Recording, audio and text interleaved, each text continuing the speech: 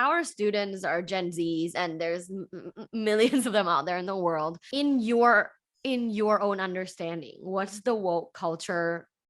Let's say, okay, what's the woke culture when it comes to like gender and like kind of gender fluid and the like sexual orientation? Yeah, so when I said that they're being sexual without really engaging in sex, that's what I meant. That is, there is a hyperfixation on figuring out who you are and what you like.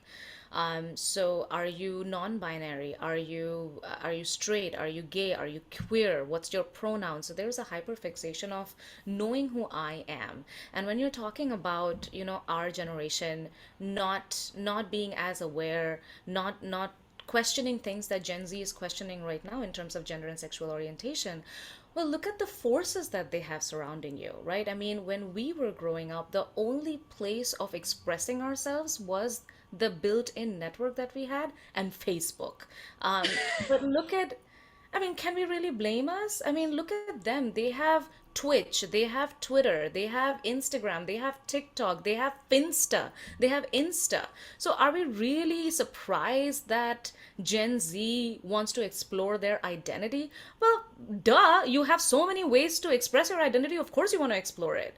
So is that keeping them, is figuring out your sexual orientation actually keeping you away from figuring it out? So for example, if I'm sitting over here attracted to a woman watching their TikTok, which by the way, I think TikTok, it's safe to say, it's made us all queer. Like I challenge my sexuality every single day when I'm like, why is my FYP filled with these butch women? Like, and why am I attracted to you at this point? Like, who am I? And having an existential motherfucking crisis at this point. Are you So bisexual?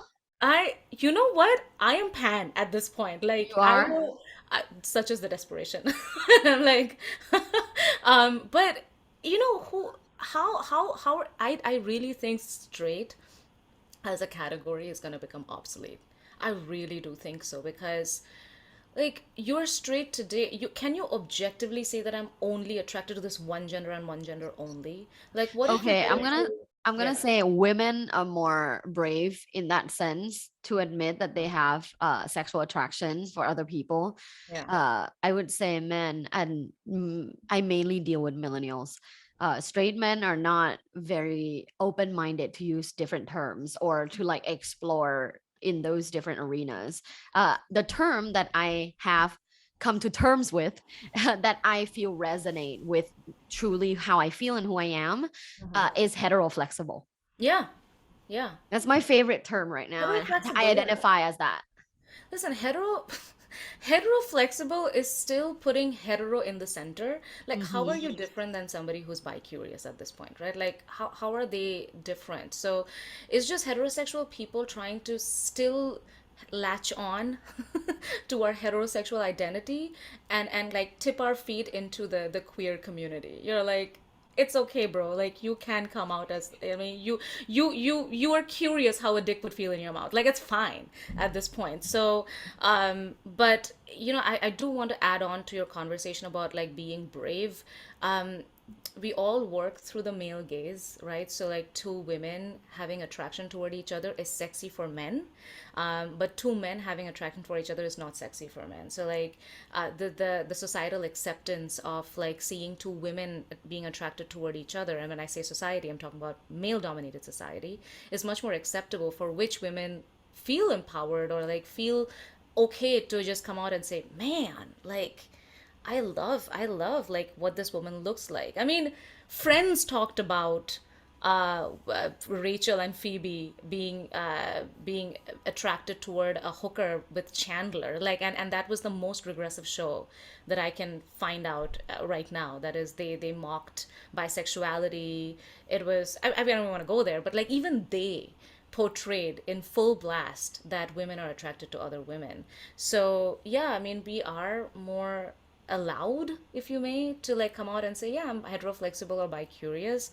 But if a man says that, our mind automatically goes into, oh, you're just one pissed off away from being gay. Right? Hmm. So that's the default mentality. We really need to get to a point where we are like, listen, what is even sexual orientation? Just join Gen Z in questioning everything about everything. Just dismantle the entire world and like build it up anew.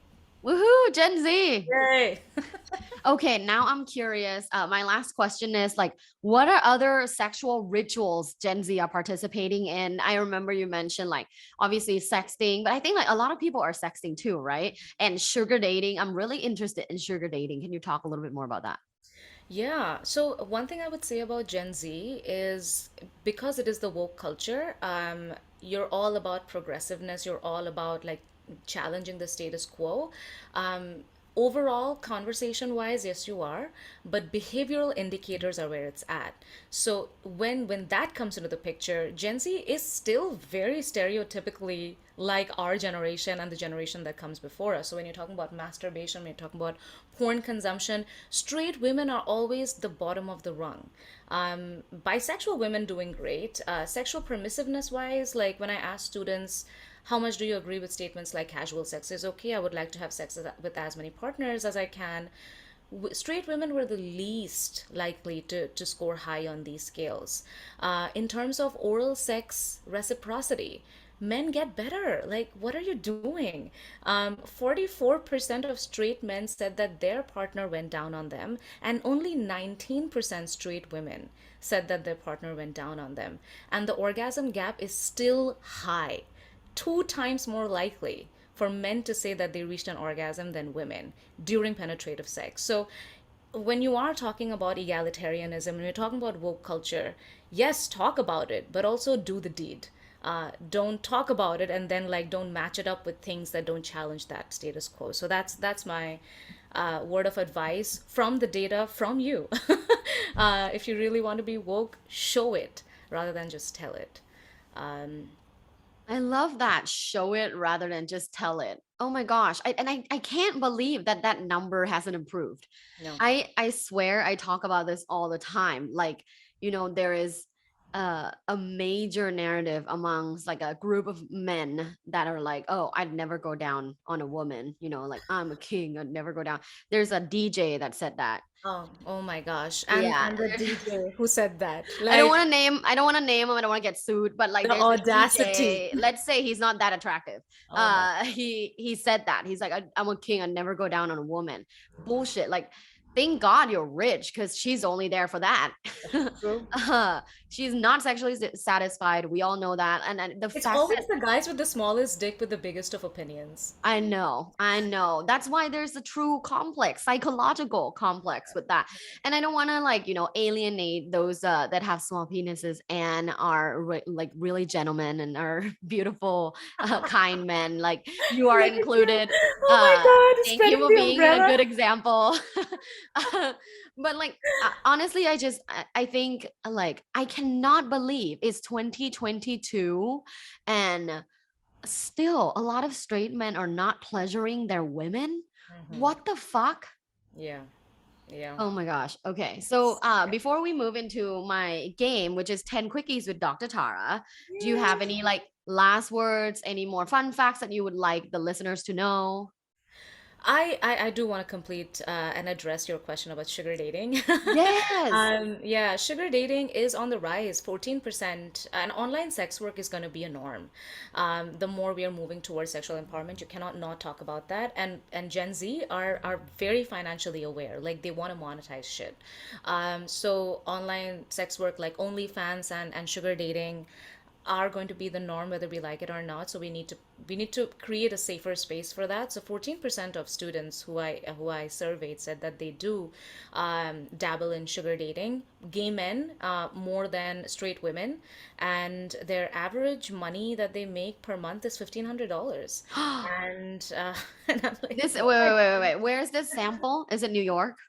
No, this is national survey. So Oh. yeah, it's and I'm like, what am I doing with a PhD? I So can't imagine like, a college boy in like Tennessee going on like a sugar date and like get the paid. sugar mom. Listen, sugar mama, like I would fuck with that. Like that's pretty cool.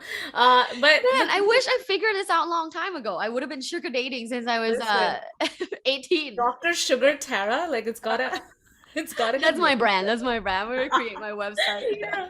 So yeah, they're doing that. But then the biggest farce is these websites. I love it so much because I went to these websites when I was doing my research, and the pitch that these websites give is you're a consenting adult. Like, you pick what your relationships are going to be. And this is like a program which lets you foot your bills and like pay your student loans, and they even have a student loan debt calculator on their website. But the thing is, students are not even using this to pay off their loans, because their loans are taken care of by FAFSA and their parents. So they're just using this money for discretionary income. So like, just like popping off on Instagram with their Gucci and the Dolce Gabbana, like flex on flex on flex on social media. So they're using their money from sugar mamas and sugar daddies to building their brand. And I'm like, you know what? Go for it. You do you. You do you. I like that What was the say? statement a lot. I like that statement a lot. I don't I can't deal with judgmental people that want to put their nose in other people's business, because Oh, it's like, because this one person is sugaring, like how does this affect you? yeah. Oh my gosh. I Like, might just sound angry, but no, no, no. You're basically I think everyone should make their mantra, you do you, boo. yeah. You do you, boo. Just live and let live is such an underappreciated statement. Everybody should live by that. That's what it is. I agree, Dr. Aditi Paul. Thanks for listening. This was Love Bites by Dr. Tara. Follow Dr. Tara on social media at lovebites.co. Have an orgasmic day.